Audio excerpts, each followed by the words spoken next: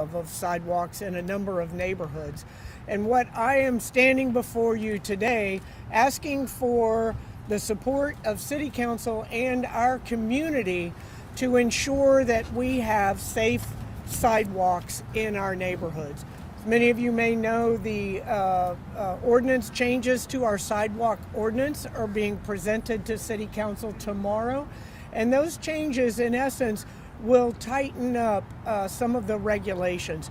Right now, new home construction is required to put sidewalks in front of those homes, but there are a lot of exceptions to that. There's exceptions, if it's not within 3 blocks of a school. There's exceptions if there's any type of a structure, telephone pole, those types of things in front of the house. And so contractors are allowed to pay an in lieu fee.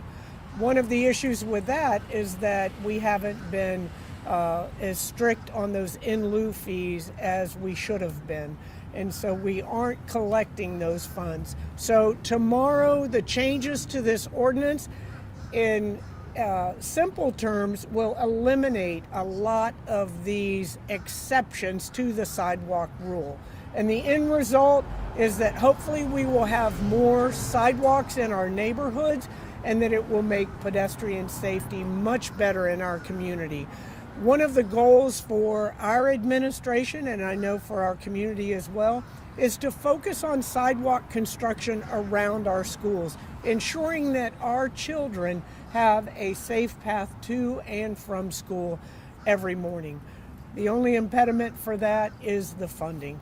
And so as we search for funding and as we tighten up these sidewalk exceptions, we know that we will be able to reach a goal of lowering all of our fatalities. That's why we signed on to Vision Zero, is to bring our vehicle, pedestrian, and bicycle fatalities down to zero. And that's a very lofty goal in our community, but we think we can hit it, and this is one small part of it. So we're very excited about it, and again, would love to have the support. The majority of our council members are in support of this, and then also support of the public as well. And now I would like to bring up to the podium a very good friend who has also started a group called Sidewalk Stompers, and they are really focused on ensuring that our kids have a safe pathway to and from school, and putting on a number of events throughout the city, throughout the year, to encourage and reward those kids that are doing their best to make it to school safely. Emily Hinsdale. Can you say and spell your name before you start? Yes, Emily, E-M-I-L-Y, Hinsdale, Hinsdale. I'm with Walk Bike Tampa and, as the mayor mentioned, Sidewalk Stompers. We're very grateful for the mayor's leadership and support on this issue of changing the city's sidewalk code. Tampa has over 1,300 miles of roads without sidewalks. This puts our most vulnerable users, our children, our seniors, those without access to cars, in the street with the cars. We need to find a safe pathway for them to be able to enjoy our wonderful city. But with that kind of deficit in the number of sidewalks, we need to have all hands on deck to try to find different ways to get more sidewalks in Tampa. This sidewalk code change would be a key step, a very critical step in moving Tampa towards a larger sidewalk network. It could mean 7 to 8 miles of sidewalk installed per year just because of this code change, or $1.2 million of funding just for sidewalks every year because of this code change. So we will join the mayor in urging the city council to create this kind of safer network for our children, for every resident in Tampa, so that everyone can get through the city without being afraid because there are cars coming towards them.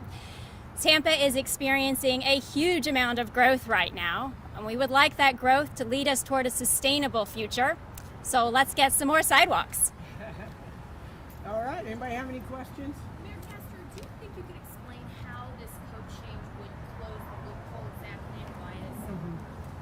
Right. Well, right now, as I stated before, there are a number of exceptions to the sidewalk rule or the sidewalk code. So individuals, if they can pay an in lieu fee if they don't want to put that sidewalk in front of a house, but we haven't been as diligent as we should be on collecting that. And then also there are too many exceptions, in our opinion, the opinion of the community, city council, and myself, that individuals, if there's any kind of an impediment, if it's not within 3 blocks of a school, if there aren't other sidewalks in that particular neighborhood, there are a number of exceptions, really too many exceptions to the rule. Mayor, with the funds that you might get from the in lieu fees, you're going to try to add sidewalks where there are no sidewalks there now? Without a doubt, and we will start by focusing on our community schools, the schools in the neighborhoods, so that again we can get our kids to and from school safely.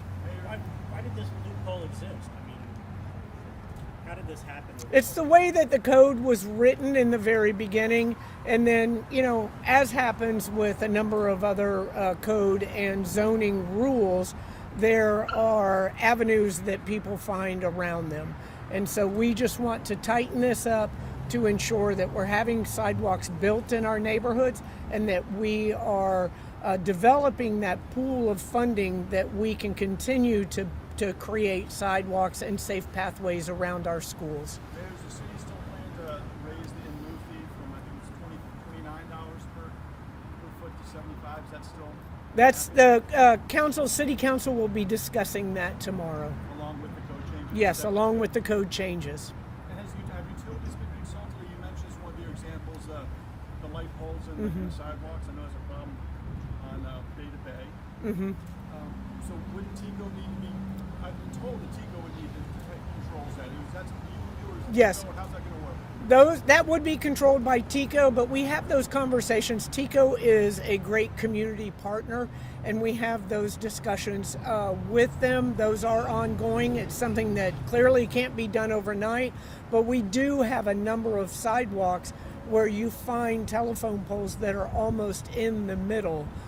I guess electric poles, we don't call them telephone poles anymore, but that is an impediment. And so we're working with all of our partners to make sure we have safe sidewalks. Do you expect this to pass in some sort of fashion tomorrow? Yes, I do. For folks who may say, well, sidewalks, it's not that big of a deal, it doesn't impact me, what's your message to them and to the community that this is an important thing to champion? And Emily, you may be able to answer that as well. But Yes, this change impacts everyone. If you say whether you do or don't use a sidewalk, not having that option puts individuals in danger. We have a great focus on making our roadways safe through complete streets and a number of other steps that we're going to take, where we're having segregated bike lanes, providing well-lighted and safe sidewalks, slowing traffic down. So we're coming at this from a number of different angles, but I can't think of anything that is more important than the safety of our kids making their way to and from school, and this will have a great impact on it. Emily, you want to comment? Sure. I would add that sidewalks are an equity issue, making sure that everyone has the ability to access transportation in our city, not just those with cars, everyone. It's also an economic issue. There are several studies that have shown that walkers and bikers tend to spend more money at local businesses than do drivers. So this supports Tampa businesses to have more sidewalks to get people to those businesses. Mayor, All right. the Go ahead. developers have said this will raise the cost of housing. What's your response to that argument? Well, I wouldn't have a response to that. There's clearly a cost to do business, and these funds, as of many others, fees in the city haven't been raised for decades. But I don't know that you could put a price on safety, especially the safety of our children. All right, thank you guys very much. Thank you, Emily. Thank you. Much appreciated. Thank you very much.